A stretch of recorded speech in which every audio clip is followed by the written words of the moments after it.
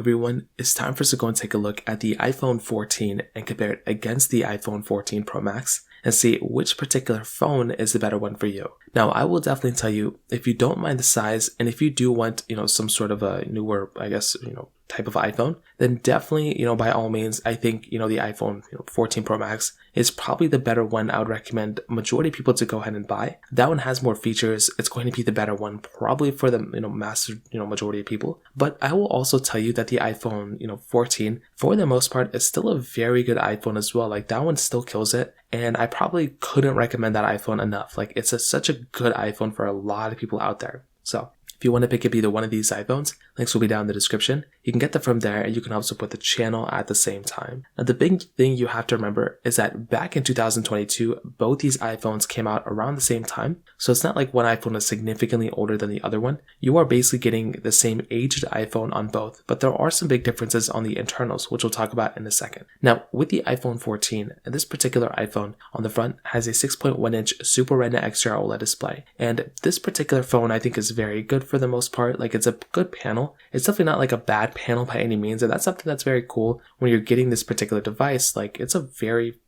decent looking panel for the most part, which is something that I actually like a lot. No, it's a notched panel and it's 60 hertz. So it's not really anything crazy going on there, what you'd expect. It's basically the same old, but I don't even think that's really that big of a problem. And I think it's a very good asset when you're getting this type of phone. Like it's a good panel. Now with the iPhone 14 Pro Max, on the other hand, this particular phone definitely has a much better panel than the iPhone 14. So a few things going on here. So for one, you are getting that 6.7-inch Super Retina XDR OLED display. So it is a significantly bigger panel, which is very nice. I love having a big panel if you're into that. You're also getting the dynamic island, which is really nice. And it's 120 hertz panel. So those things right there basically will just kind of synopsize everything, because it is pretty much, the biggest, best panel you can probably buy. Like it is such a big panel. It's such a nice panel too. And that is by far one of the biggest advantages. Like when you're buying that type of iPhone, like you were getting such a beautiful panel on that thing, which is so cool. So if I'm sitting here, if I'm recommending a phone to people, like it's going to have to be the iPhone 14 Pro Max, because that panel is just so much significantly better than the iPhone 14 Pro Max. So take it as you will, but that right there is a very good advantage and feature set for the iPhone 14 Pro Max over the iPhone 14. The rest of the bodies though, there's a lot of similarities. Like they're both built kind of the same. They both have flat sides, which are way more modern than a curved side. You have lightning ports at the bottom, which again is very cool. I love having lightning. And on the back side, there's really not anything super crazy going on here, but you are basically getting that, the frosted glass back on the iPhone 14 Pro Max. With the iPhone 14, you're getting that standard glass back. So that right there can also be a pretty big difference, like depending on what you're really thinking about. Because, once again, if you are wanting the better type of panel, you are going to be getting the better type of, build, I would say, on the iPhone 14 Pro Max with its triple camera setup versus the dual camera, with its, frosted glass back versus its standard glass back. For the most part, those are some pretty big things to kind of keep in mind. So if I'm sitting here and recommending a device to people, it's going to have to be the iPhone 14 Pro Max when it comes down to it. Some similarities though, they both have, the MagSafe chargers, wireless charging, IP certification, lots and lots of similarities from that aspect. But I would still tell you that for the most part, the iPhone, 14 Pro Max is by far the better iPhone here in a majority of ways. Now, in terms of the camera side of things, actually price tag wise, the iPhone 14, as you may have guessed it, is going to be cheaper than the 14 Pro Max. So if you are wanting the cheaper iPhone, the 14 Pro Max, is going to be more expensive. So you're probably going to want to stick with the iPhone 14 if you truly want the cheaper iPhone. But again, you're cutting costs, but you are going to be, spending, you're going to be getting a better iPhone on the 14 Pro Max. So that's kind of one big thing probably to keep in mind there. Now, in terms of the actual cameras, slight differences here as well. So with the iPhone 14 Pro Max, you are going to be getting a triple camera setup, 48 megapixel wide, telephoto and ultra wide camera. Those ones are 12 megapixels.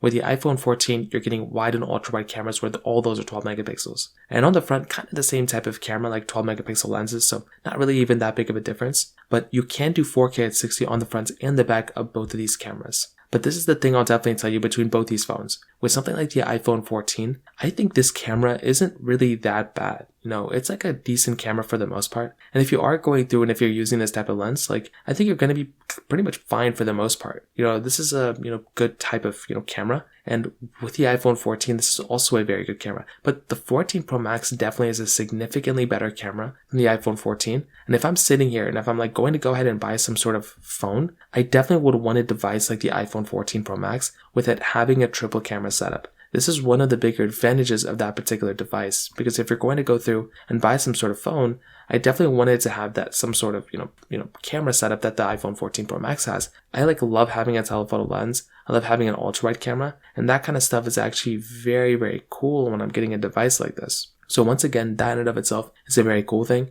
I think both these cameras are very, very nice. But if I'm going to pick up one, and if I wanted to pick up one, it would definitely be something like the iPhone 14 Pro Max, to be completely honest with you. So from that perspective, that kind of covers it up there. Now, in terms of the performance side, or actually in terms of the software side of things, the iPhone 14 is going to be giving you basically, on paper, it should be giving you less software updates than the iPhone 14 Pro Max. Now, is that actually going to happen? I don't really know. Now, what this basically means is that with a device like the iPhone 14, this particular phone does have an older chipset than the iPhone 14 Pro Max. So with that being said, there is a chance and there is a high likelihood where that particular phone may not last as long as the iPhone 14 Pro Max. So this kind of stuff happens a lot, whenever you get a device, it can be an older device, but it can still give you the same type of experience as a newer one. We really don't know what's going to end up happening here. We're pretty much just going to have to wait and see what happens. But if I were to recommend a phone that's going to last a longer, period of time, it would probably be something like the iPhone 14 Pro Max that has a newer chipset, which leads us directly into the performance side. The iPhone 14 has that Apple A15 Bionic chip inside of it with 6GB of RAM, where the iPhone 14 Pro Max has that Apple A16 Bionic chip inside of it with 6GB of RAM as well. So this is a big thing to keep in mind, because from a performance side, you are probably going to be getting better performance from the iPhone 14 Pro Max. But the other thing too, and this is, a very important thing to keep in mind,